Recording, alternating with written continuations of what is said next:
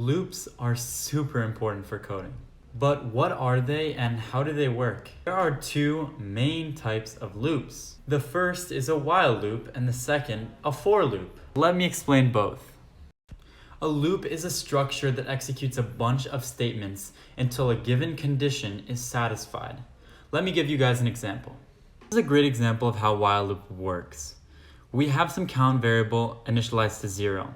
While count is less than 5, we're going to add 1 to it and then print the string less than 5. And we're going to do this every time while this condition is satisfied. Once count is greater than or equal to 5, we'll print out it's 5. And once we do that, we're not going to be adding anything to count anymore, so we can assume that what we're printing out is 5. And that's our while loop output. The next example is a for loop. For loops are used for iterating through lists of strings, integers, and any object. Here's a great example of a for loop. We're iterating and saying for I in range 0 to 10. So for every number in the range 0 to 10, we're going to print out that number. And that's our output. And that's why